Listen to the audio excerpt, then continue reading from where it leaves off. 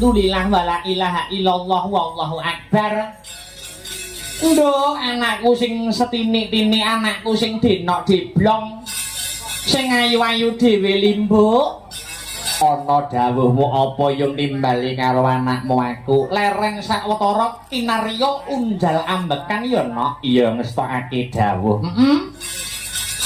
Ndak kira bengi iki ora ana tembung kang luwih endah kang kudu diucapake kejaba mung muja lan muji syukur marang kabeh nikmate Gusti kang wis dilimbarake marang aku kang sarta kowe kabeh. Iya. Becik nikmat sehat, nikmat sempat, nikmat iman. Iya. Saengga cangik karo limbuk sak kanca bergodo bengi iki bisa manunggal ingkang sarta tetunggalan ana ing adicara bengi iki no. Oh ngono ya, Mak. Iya ya, Mak. Iya mangestokake dawuh. Lah banjur bengi iki nggelar kelir gantung gong mengeti adicara apa? Agenda rutin tiap tahun. Iki yen nampa dawe para pepundhen ya. Yen manut pengendikane nuni nggih menika Bapak Kepala Desa ya. Iki memecahkan rekor ana ing desa Sombron. Oh ngono ya, Mak. Mergo desa Sombron kuwi biyen-biyene dalange gonta-ganti ning iki wis 3 tahun berturut-turut Sombron panggah tetap Sanggar Seni Astabrata. Oh iya. Iya mak iya mengestokake dawuh. Matur nuwun sing wis tresnani aku sak kanca Sanggar Seni Astabrata. Iya. Awake dhewe iki nggur cah nom-noman isih akeh kekurangane tinimbang keluwihane. Iya, Iki lho, Nduk, kembaranmu teko. Iya. Iya. Jan sing nyawal iki aku ki. Padha ijone ya. Iya.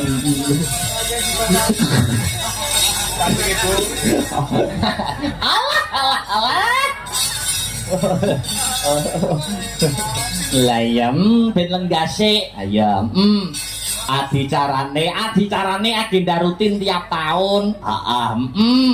Ya kuwi adicara nyadranan, sedekah bumi utawa bersih desa. Sing gelar tidak lain dan tidak bukan para pepunden kuwi ingkang lenggah ana ing desa Sombron Kecamatan Loceret. Ngono ya, Mak. Iya, ngestokake dawuh. Dadi iki acarane wujud syukure para warga masyarakat Sombron, wujud syukure warga masyarakat Sombron marang Gusti kang murbeng dumadi diaplikasikan, diimplementasikan lumantar adicara bersih desa kanthi cara gelar kelir gantung gong. Pancen wiwit biyen makuna kaya mangkono no. Oh iya, Mak, iya ngestokake dawuh. 3 tahun berturut-turut. Matur nuwun warga masyarakat Sombron. Warga masyarakat Sombron sing wis tresna karo awake dhewe sak kanca Sanggar Seni Astabrata. Ngono ya, Mak.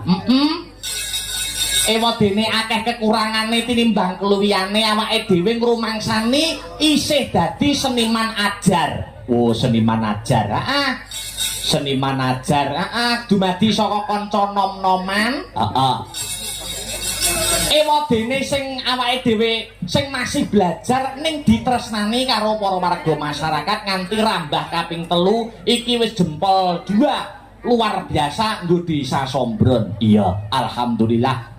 Ketiga tahun ini awake dhewe iso nyambung balung pisah ngraketake tali paseduluran, tali silaturahmi karo para warga masyarakat kabeh, pepunden-pepundenku, kanca-kancaku, dulur-dulurku kang lenggah ana ing Sombron. Iya. Yen manut dawuh pangandikane Gusti Allah, sak sapa sing seneng nyambung tali silaturahmi, nyambung tali persaudaraan, ngrembakake rasa paseduluran, fa insyaallah bakal dijembarke rezekine, fa insyaallah bakal didawake umure no. Oh iya. Pancen kuwi sing disesuwun karo para warga masyarakat ing Kukuban Desa Sombron kok, Mak. Pancen kaya mangkono.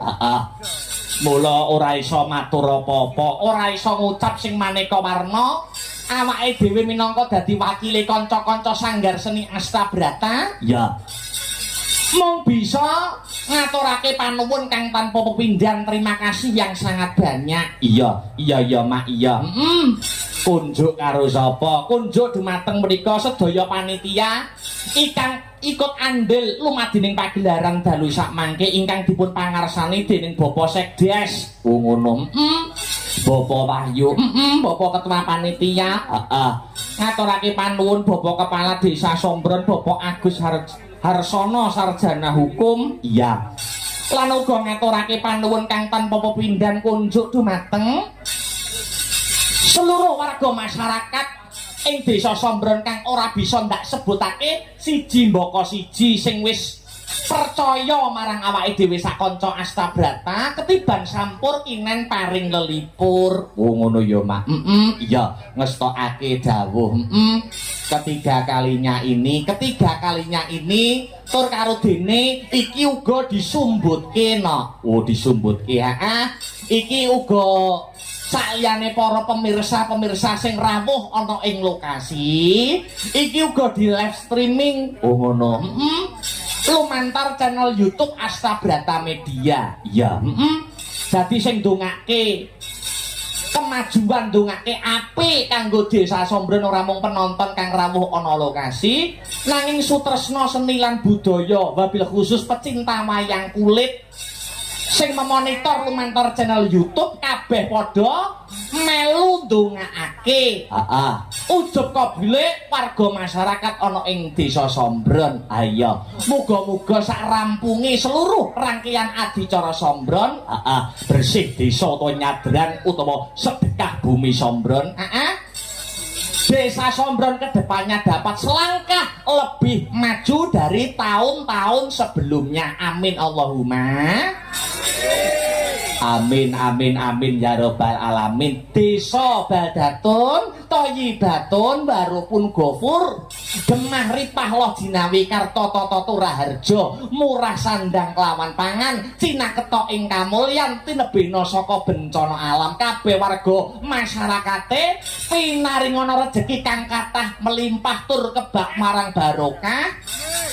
Muga-muga sak rampunge ringgitan sing duwe masalah apa bae karo tangga teparo karo kanca sanak kadang karo sedulur enggal rampung. Amin. Sing pinaringan gerah muga-muga enggal pinaringan dangan. Amin. Sing duwe utang muga-muga sing ngutangi lali. Iya. Muga-muga ndang nyaur. Sapa ora diikhlasne ana. Oh iya. Wong yo jembar dodo. Hasbuna Allah wa ni'mal wakil.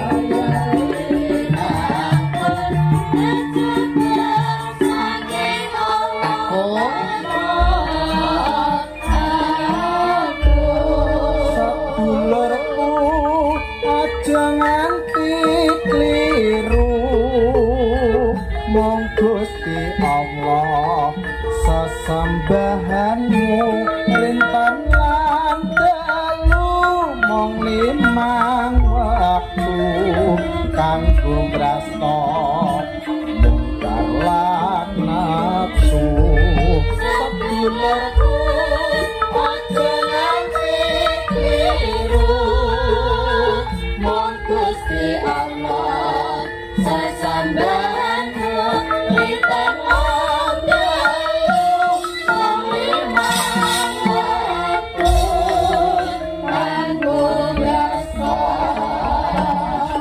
mungkar lan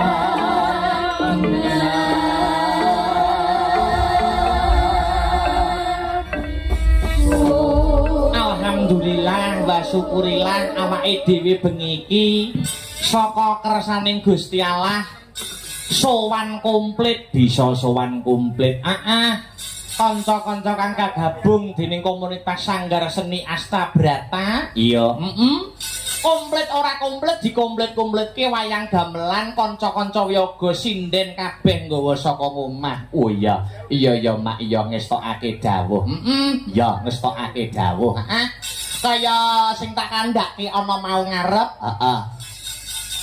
Mayoritas kanca-kanca Sanggar Seni Astabrata kuwi iso ditresnani karo masyarakat Sombron. Salah satu faktore merga kene kuwi mayoritasé kanca-kanca dumadi saka nom-noman utawa taruna. Oh, kanca-kanca nom-noman.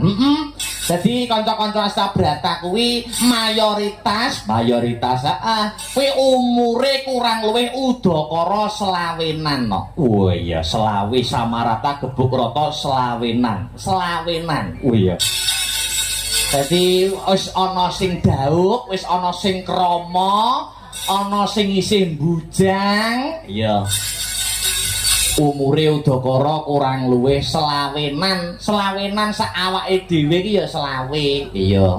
Selawe iki singkatan dari selawe seneng lanang wedok. Oh iya. Dadi wawa pitik wis ngabarno. Oh iya. Ngono ya Mak. Iya. Dadi wis ana sing dauk, wis ana sing krama, ning ana sing isih bujang. Karepku aku nyuwun dawuh ning Pak Lurah apa Pak Panitia Sombron kene. Tak kon golekne perawan-perawan Sombron kok menawa enek. Iya. Iya. Kene kita akeh rondone. Ndak usah marahi lho, Nok. Marahi apa ngibadah mergo wis tau omah-omah. Iya.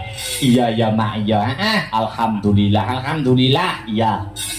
Sesuk awake dhewe sing geblas. Oh, sesuk ning ndi? Sesuk isih mbacut ning Ponorogo. Oh iya. Desane Grogol, kecamatane Sawu. Oh iya, sesuk ning Ponorogo. Wayang gamelan Kukut sesuk langsung bablas ning Ponorogo Kutareya. Oh iya. Bar kuwi lagi iso leren 4 dina nek ora 5 dina. Oh ngono ya Mak. Iya, ngestokake dawuh. Awake dhewe sing ditresnani karo para warga masyarakat ana ing Sombron kudu digunakake sak bener-benere, sak becik-becike.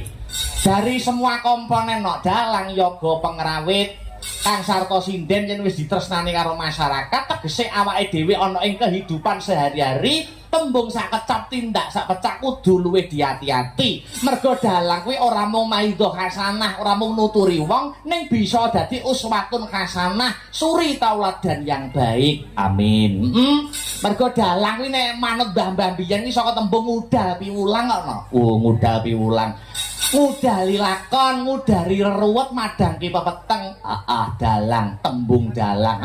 Tembung dalang iki ning Arab kuwi dalah. Dalah. Dalah kuwi sing paring pituduh. Oh, padha ya, Mak. Sing nuduhake. Ning beda karo mubalek. Iya, bedane. Nek mubalek kuwi tutur-tutur nyang masyarakat langsung berhadapan nyang audien. Oh, ngono. Ning yen dalang kuwi dipantulke dhisik liwat kelir, banjur lagi nyang penonton. Oh, ngono ya, Mak. Dipantulke sik nyang kelir, banjur lagi ditampa penonton. Mula wayang iso tetep ngrembaka, mula wayang iso lestari nganti sepriki iki. Heeh. Kuwi merga wayang kuwi mulang kabecikan ora mung tontonan ning tuntunan kang kebak tatanan. Iya, Ora mung mulang secara langsung secara meloho. ning wayang iso dipetik amanahe tanpa menggurui no. Oh, wayang kuwi iso dadi piwulang, dadi piweling ning tanpa menggurui. Wah, iya ya mak tinggalane mbah-mbah biyen luar biasa. Mula kudu tetep diuri-uri Kang Sarta diurip-urip. Iya ya mak iya. Sowan komplit. Mbak-mbak Kang Sarta adik-adik pesinden. Iya. Iki untuk tahun ini Iya. warga masyarakat Sombren seluruhnya meminta bintang tamu wanita yang spesial. Oh iya. Wanita yang spesial. kok spesial. Upamane sego goreng nek spesial mesti nek ndoke. Oh.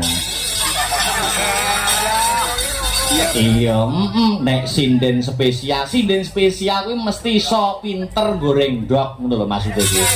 Oh, jam. Ya, Iki wis ora kena dinyang. ya bapak kepala desa, bapak-bapak punden panitia, Nek ora Mbak Manohara luwung ndak wayangan. oh iya. Oh, Kaya ngono daya kasiate. Domongiyokno. kaya ngono. Mula wah jen. Iso Mbak Manohara iki iso sepel antara Mbak Manohara, aku karo kanca-kanca Astabrata karo sinden. Sindene nganggo sampur ijo, Mbak Manohara ijo, aku ijo, pengerawite yo ijo. Heeh. Dan sumunar. Iya. Diaturi kon ngancani awake dhewe. Menyapa warga masyarakat Desa Sombren. Oh iya. Sadurunge ngaturke tetembangan kang maneka warna, diwalik larase slindru. Oh iya. Mbak Manohara karo ben jumeneng dikurmati nganggo apa serampat mo. Oh iya.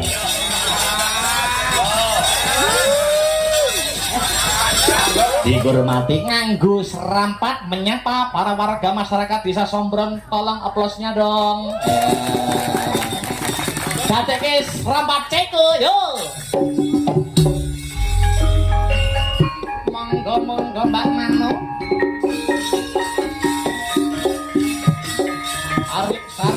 Sarip.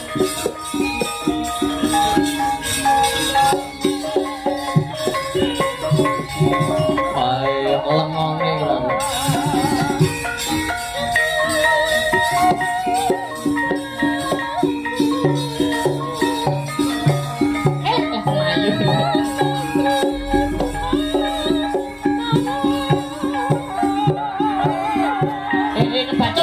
Kebacut. Oh menyapa. Ya. Alah keles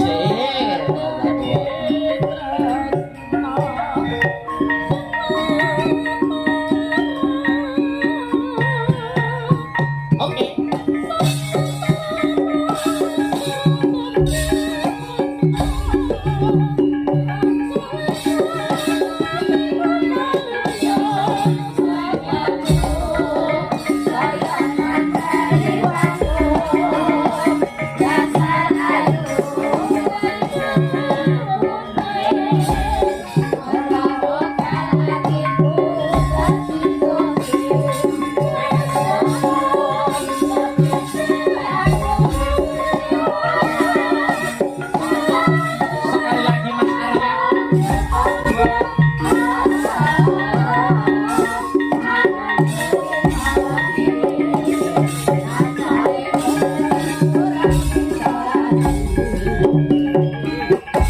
Ayo.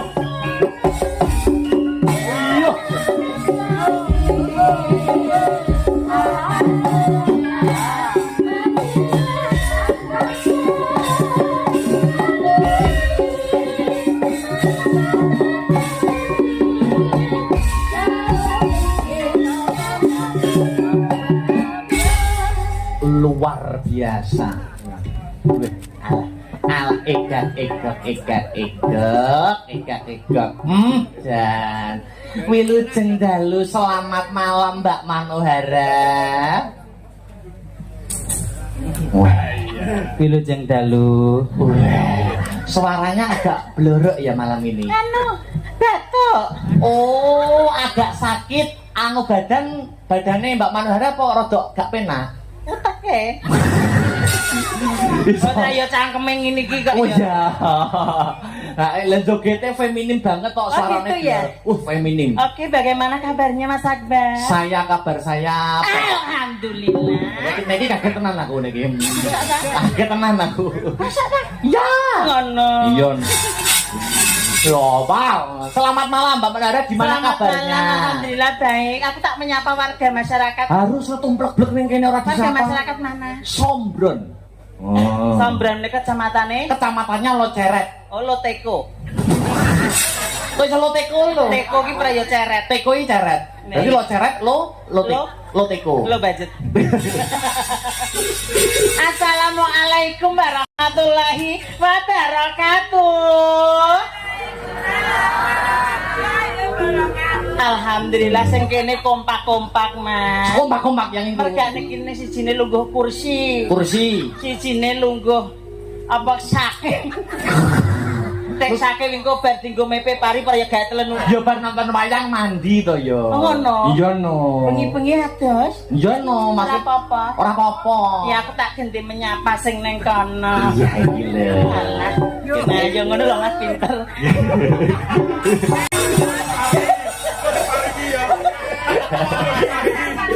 Musuh pengendang TK iki gumun ah. Iso TKI lho. Ngono. Mbok kate cekak glegek ya ndak iso. Mbok iso malah tawa. Assalamualaikum warahmatullahi wabarakatuh. Alhamdulillahirabbil alamin lho Mas. Kekompakane warga masyarakat Sombron. alhamdulillah kula dongaaken. Mugi-mugi ingkang rawuh dhateng mriki sedaya pinaringan sehat. Amin. Pinaringan panjang yuswa. Amin. Murah rezekinipun. Amin. Muga-muga sing gadah sawah, Sawah? heeh Mas, tak panenane melimpah. Amin. Tahun ngarep iso. Pokoknya ada Mas Akbar, ada Manuhara. Loh, itu penonton Asta Media yang di YouTube itu sudah menyimpulkan. Nah, Mas Akbar dan Mbak Manuhara itu senasib serumpun sepenanggungan. nah, Ibaratnya Mbak Manuhara kuwi susah, aku yang melu ngrasake melok susah. rasane susah deh, kae. Oh ya, terus. Mbak Manuhara ngrasake seneng, aku yang ngrasakne seneng. Oh, ngono ya, Mas. Iya, jadi seneng bareng. Oh, seneng bareng. Apa mau aku ngrasakne penak? Ya aku yang ngrasakne penak wong sedulur kok. Sedulur ya, Mas. Tega larane ora tega Ora patine. tega batine. Cocok. Jadi menika alhamdulillah menika acaranipun Bersih desa. bersih desa Sombron. Sombron kok angel men to sombron iki. Angel ya Mas desa iki. Nek kula pun apa mriki 3 kali. Jenengan pisan iki to. Lagi pisan iki Mas. Jenengan promosekne ngono iki. Ora sah dipromosi. Maksudnya ngene lho, nanggap ping pira terus kok gratis pira. Mah, mbok kira aku manis tukang sanggul. Manis tukang sanggul. Lagi mau kene. Kok yo roh. Balaku. Alhamdulillah menika acaranipun Bersih desa. Pancen iki sing kula kandhake wau ngarep Mbak Manuhara. Nggih. Iki ora kenek dinyang kudu Mbak Manuhara. Oh, menika ingkang request sinten? Sedaya panitia, Pak Lurah ketua panitia. Oh. Dadi upamane yo, Nggih. Mbak Manuhara iki longgare dina kiamat. Yo wayangane dina kiamat. Aja to. Kok ngedeni men. Yo ngene ya. Ngedeni Nek kan alhamdulillah saiki iso ngono lho. Oh, iya. Iya. Ya ngono ya Mas ya. Iya no. Menika Pak Lurah ingkang pundi? Lho, Pak Agus Harsono. Ngapunten Bapak Agus Harsono ingkang pundi angkat tanganipun. Ngapunten. Oh, injih alhamdulillah. Lurah cek balita ya Mas. Kok iso balita lho? Kok iso balita? Urung metuntune. Wis saking sepuhe. Lho wis ngedoi dunia hitam. Lho berarti kuwi tandane karo masyarakat dihormati, dihargai. Oh, ngono ya. Beliaunya itu momong warga masyarakat kene. Ngono. Matur sembah nuwun Pak Bapak. Agus. Kula dongane jenengan pinaringan sehat, Amin. panjang umur, tutuk angsale momong warga masyarakat sombron. Alhamdulillah. Kok angel mentok desane sini. Ini mosok dile. Alhamdulillah Bapak, sehat nggih. Sehat. Ya Allah bagus. Aku ki nek